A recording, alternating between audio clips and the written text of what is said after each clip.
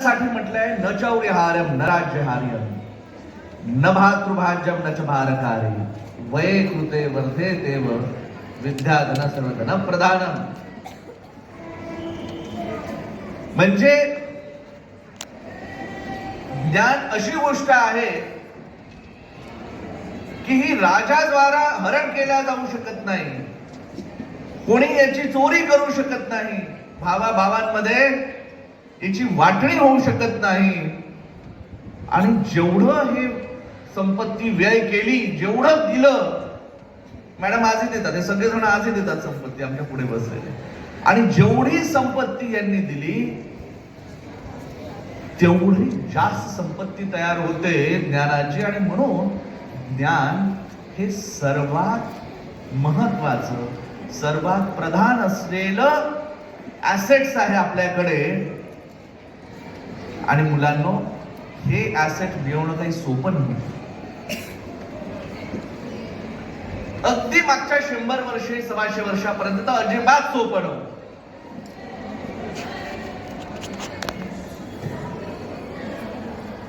काही लोकांना ज्ञानाच्या किल्ल्या, शाळेच्या किल्ल्या कधीच सापडल्या नाही.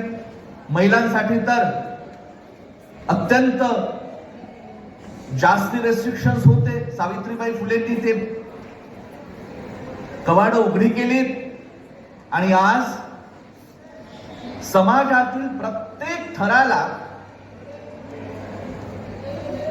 समाजाच्या प्रत्येक थरापर्यंत ज्ञानाची गंगा पोचते. आणि म्हणून मी आपल्या सगळ्यांचं अभिनंदन केलं की आपण भारताच्या सुवर्ण काळात ऑलरेडी जन्माला आलेला आहात. कारण की ज्ञान येण्यापासून आपल्याला कुणी थांबवू शकत नाही. आणि किंबहुना आज अशी परिस्थिती आली आहे की जरी कोणी तुम्हाला ज्ञान देण्यासाठी उपलब्ध नसेल तरी इंटरनेटच्या माध्यमातून इतकं ज्ञान अवेलेबल आहे की जर आपण व्हॉट्सअपच्या गुड मॉर्निंग गुड इव्हिनिंगच्या पलीकडे गेलो आणि व्हिडिओ गेमच्या पलीकडे गेलो की हळूहळू ज्ञान दिसायला लागेल.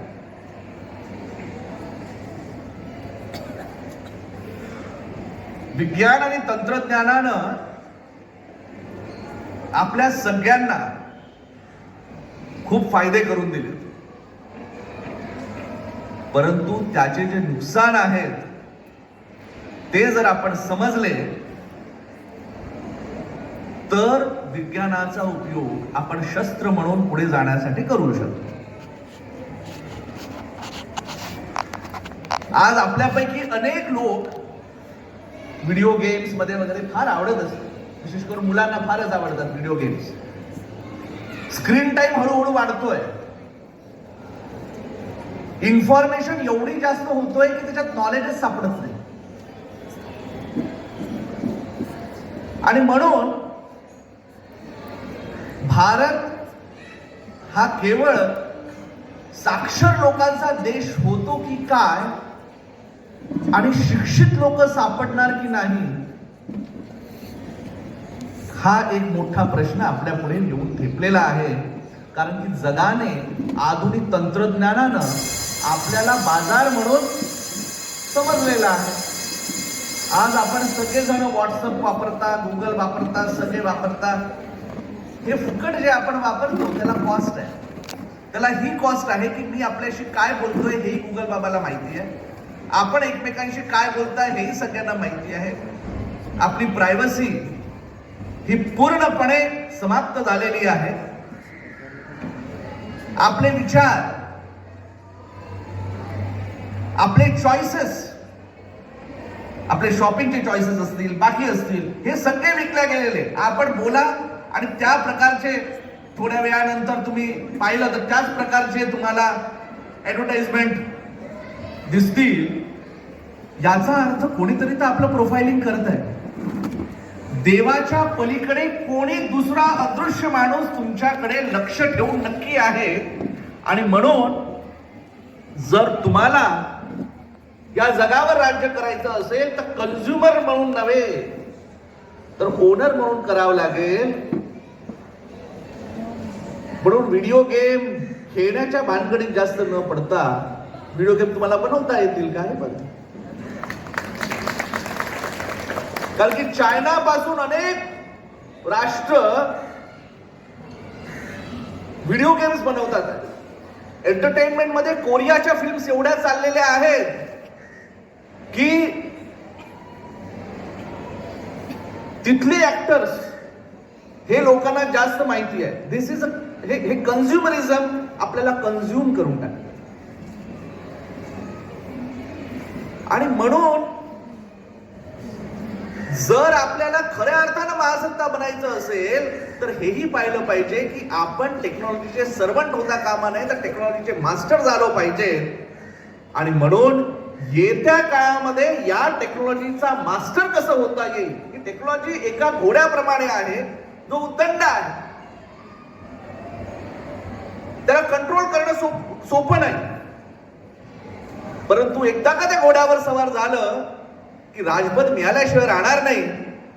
आणि म्हणून जर एआय टेक्नॉलॉजी, रोबोटिक्स या इव्हॉल्विंग टेक्नॉलॉजीचा आपण जर अभ्यास केला तर आपल्याला या सर्व टेक्नॉलॉजीवर कंट्रोल कसा ठेवता येईल याच्याकडे आपल्याला लक्ष दिलं पाहिजे. मुलांना माझी विनंती आहे की या टेक्नॉलॉजी मध्ये आपण ऍडिक्ट न होता. आणि आज आपण सगळेजण ऍडिक्ट आहोत. म्हणजे मुलांना जर फोन सापडला नाही आई वडिलांचा मुलं त्रास देतात. लहान लहान मुलं 2 वर्ष 4 वर्षाची जेवत नाही जोपर्यंत त्यांना गाणे लावून देत नाही. मोठी लोक जोपर्यंत इंस्टाग्रामवर 4-5 स्क्रोल करत नाही तोपर्यंत ब्लड प्रेशर नॉर्मल होत नाही. आणि म्हणून आपल्याला हे बघावं लागेल की येणाऱ्या काळामध्ये आपल्याला टेक्नॉलॉजीचा यूज मॉडरेट कसा करता येईल. हे जे एक्सपोजर एवढा आहे त्याच्याने आपल्याला कॉन्सन्ट्रेट कसं करता येईल. कारण की आज आपल्या सगळ्यांचा स्पॅन ऑफ अटेन्शन अत्यंत कमी झालेला आहे. आज 10 न्यूज चॅनल असतील तर न्यूज पाहणारे लोक प्रत्येक 2-2 मिनिटाला न्यूज चेंज करतात. पूर्वी दूरदर्शन असताना फक्त दिवसात 2 वेळाच न्यूज ऐकायला मिळायची. आणि आता जे न्यूज मध्ये येत आहे ते खरं आहे की खोटं आहे हेही काही माहिती नाही. अशा प्रकारच्या किऑटिक परिस्थितीमध्ये आपण जन्म घेतलेला आहे. हेही एक चॅलेंज आहे. म्हणजे मी जरी तुमचं अभिनंदन केलं तरी मला थोडं दुःख आहे की त्या अभिनंदनासोबत जे चॅलेंजेस तुम्हाला आहेत ते आमच्यापैकी कुणालाही नव्हते. कारण आम्ही जेव्हा शिकायचो तेव्हा पुस्तकं असायची, टेक्स्टबुक जायच्या, पुस्तकं वाचणं हे आमच्याकडे त्या काळात सगळ्यात महत्वाचं कळलं जायचं. परंतु आता मात्र सगळं एवढं ऑनलाईन झालेलं आहे की काही जण म्हणायला लागले की शिक्षक आणि शाळांची गरजच उरणार नाही. आणि तसं जर झालं तर महाभयंकर होईल. आणि म्हणून आधुनिक तंत्रज्ञानाचा उपयोग कसा करायचा, किती करायचा, कोणत्या डायरेक्शनने करायचा म्हणजे आपण त्याचा खरोखर उपयोग करू आणि तंत्रज्ञान आपला उपयोग करणार नाही याच्याबद्दल आपण सगळ्यांना विशेष करून विद्यार्थ्यांना आज विचार करण्याची प्रचंड गरज आहे. आणि म्हणून जेव्हा आपण हे विज्ञान प्रदर्शन